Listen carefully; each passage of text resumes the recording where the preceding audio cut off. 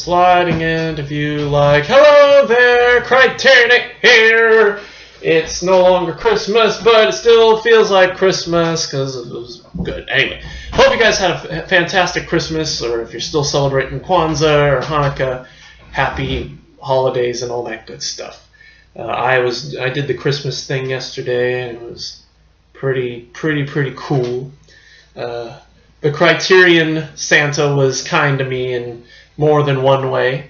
First of all, Videodrome, sweet, long live the new flesh. And second of all,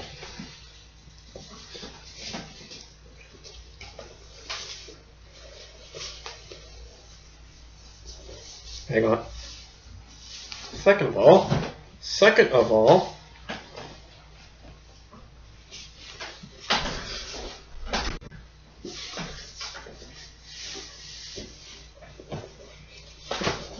there! Now we aren't cold anymore, even though it's still freezing, but yeah. How about that?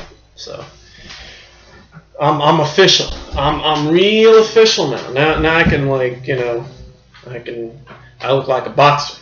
I look like I beat the guy from Night in the City, even though there was wrestling. But anyway, well, no, there was boxing, wrestling. Anyway, yeah. So yeah, 2 shirts, one for the cold, one for the warm. You know, old friend, you've done me well. It's time to move on for a little while, but we'll be back, all in due time. Get out of here. Anyway, so yeah, 2 shirts. Sort of like I'm leading I could be leading 2 lives. Sort of like, you know, sort of like this lady right here. Ha! That was a really shitty segue. Anyway, number 3. Wait, what the hell number is this? Number 3 something. It's 3 something. Hang on. It's 359. 350. Oh, 359. Number 3. Wait, is it? Am I right? I'm thinking right. Number 359, Krzysztof Kieślowski's The Double Life of Veronique. I got that right. Krzysztof Kieślowski's. I think that's how you pronounce his name. Double Life of Veronique, or La Double Vie de Veronique, if you're in French, or the Polish title, which I'm not even going to try. 1997 minutes call stir of Polish and French. Blah blah blah. 16.61. Yeah. So yeah, I wish I had a better movie to break in this new shirt with than this one, because I'm not a fan. So be it. I wasn't crazy about this one, honestly. And for one really annoying reason, the story I thought was really interesting. Basically, it's about this. Well, I'll give you the story. The plot is this woman. It's about these 2 women who are played by the same actress, and one is a Polish soprano, soprano singer, who is like a very energetic singer, and she her name is Veronique. They're both Veronica, or like sort of like a take on Veronica, I guess. Veronica in Polish, Veronica, I think. So she is a singer who dies on stage during this big solo, and her spirit sort of like, I guess, hovers or possesses this French music teacher named Veronique, and they're both, music is a huge part of both of their lives. And after Veronique dies, she becomes very sad and very lost, as if she's like looking for Veronique, Veronique. And so yeah, she ends up falling in love with a puppet master, this puppeteer, and yeah, that's basically that's the main plot. So it's sort of like just about, how 2 souls who have, little to do with each other. At one point, before the movie, at one point in the movie, the French Veronique takes a picture of the Polish Veronica, and like she just takes a photo of her out of nowhere, and it isn't until later, when she was looking through her photos that she realizes, the puppeteer sees it and points it out to her and realizes that, that was an entirely different person and all that. And yeah, so it's so it's about, just how lives can be connected. And I thought, okay, that's an interesting story. I thought it was unique, I thought the concept that, those little, sometimes those stories where like, it's like, oh, these two people from two entirely different, like we're all kind of threaded together, and we're all one big, we're all this small. The world is smaller than we think it is, and how we're all connected in some way or another, That concept is very, very intriguing, and I thought that, once I realized what was going on, at first I thought it was going to be one of those stupid, like, that obscure object of desire bullshit things where, they just switch between the two characters, without telling, it's like, we see the Polish girl and then the French girl, interchangeably, and I'm like, okay. But no. One, we get the Polish Veronique, like all the way through, and then we get Veronique, That made sense. So I'm like, thank God Kieslowski, is, at least not that confusing. So yeah, again, the story, not bad. My issue with this movie is Irene Jacob, who I had forgotten played the piano teacher in Au revoir les enfants. I had to point that out to Megan. I was like, because, and I guess I just didn't notice her in that movie because she wasn't the star. She was it's just sort of a secondary character in that movie. But here she is, full-fledged, and if you don't like her, well, guess what? I'm not a fan, and that's probably, it's just, what it is, and it's like the most succinct way of saying this. She's so damn beautiful and attractive that it's really, really fucking annoying. You ever just looked at somebody who's like just got all their shit together up here, and you're just like, you just want to you just want to like shove their face in the mud or something just to force an imperfection upon them, It's just, that's how annoyingly beautiful Irene Jacob is in this movie.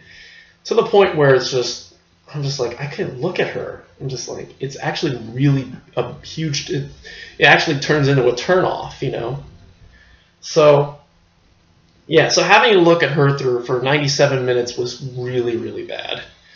And that just brought the movie down for me.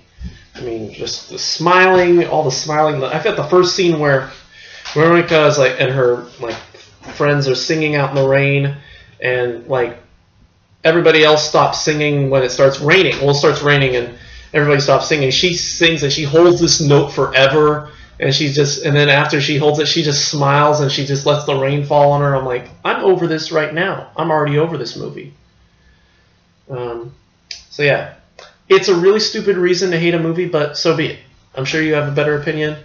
I just personally could not stand looking at Jacob for that long. So there you are. I'm sorry, but there it is. Rating B-. Yeah. B-. I don't think it deserves it deserves better than a C because again, the music was really good too. I thought the music was really good. The composer, what was his name? Zbigniew Preisler,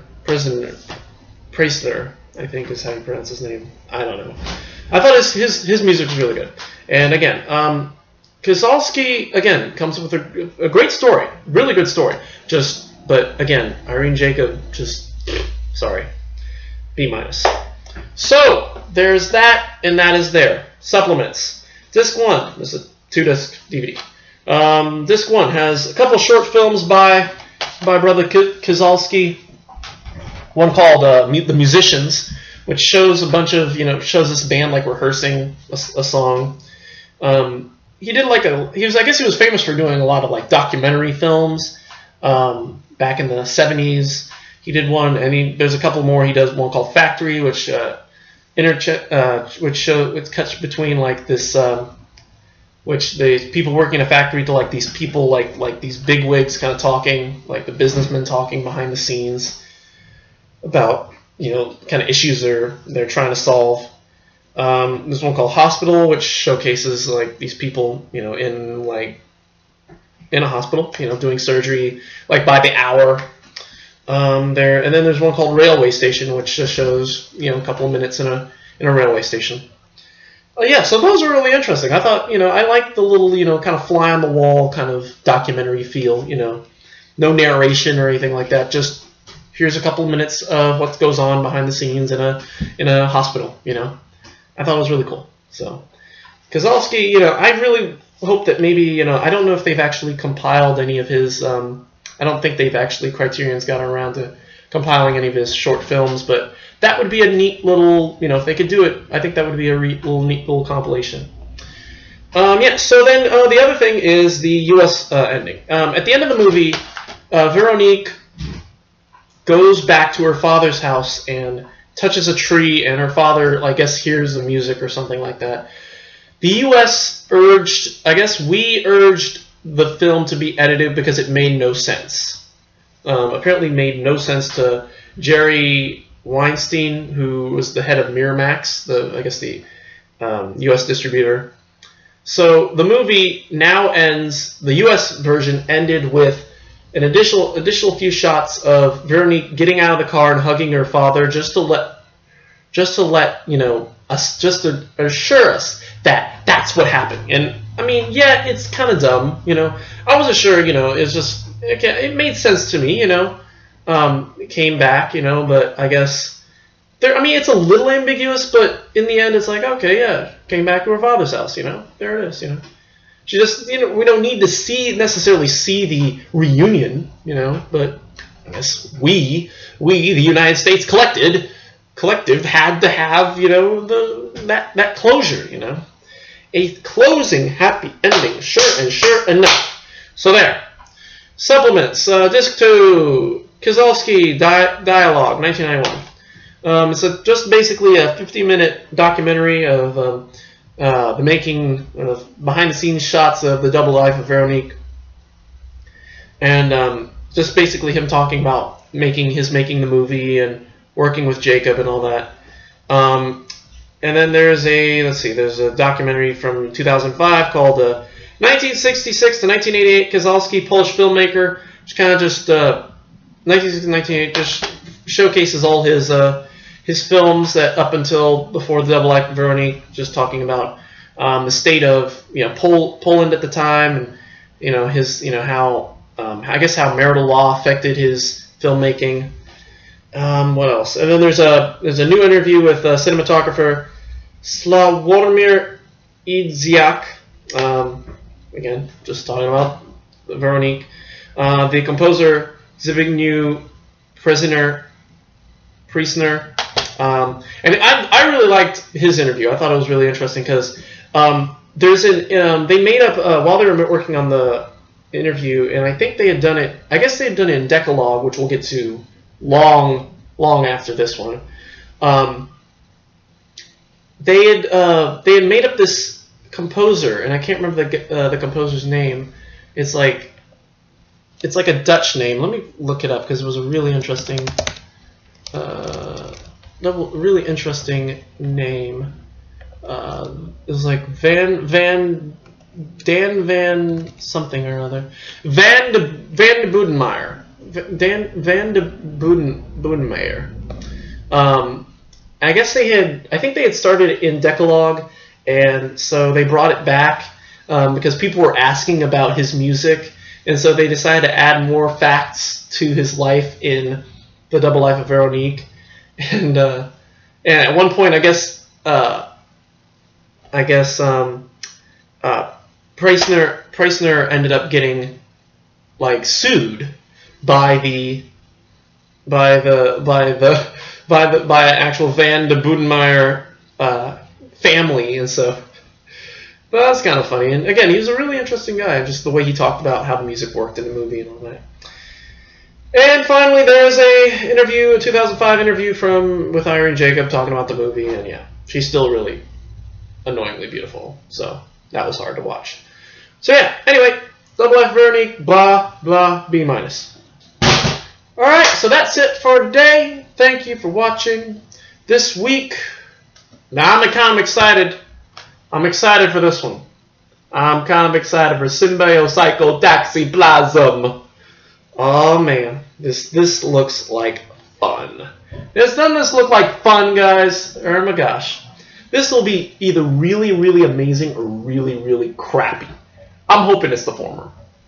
And I'm hoping it's the former too because I don't know that we haven't had too many black directors in the Criterion Collection. The only other one I can think of is Spike Lee, who did Do the Right Thing. So I'm really excited to see, there's African American films, So we got that, and then then Wednesday, Beals of Grey Garden. Thursday, Border Radio, which again, get on that film struck, and then Sunday, the first day of the new year.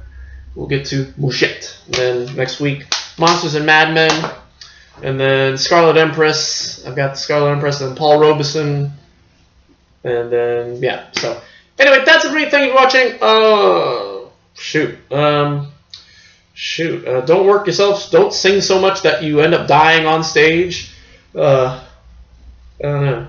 And don't be so creepy that you stalk women you want to meet by sending them weird cassette tapes with sounds of where you are, because that's kind of creepy. And yeah, so that's it for me. Thank you for watching, and we will see you all tomorrow for Symbiocytotoxiplasm. And until then, goodbye. Just had to show you the long sleeves again one more time.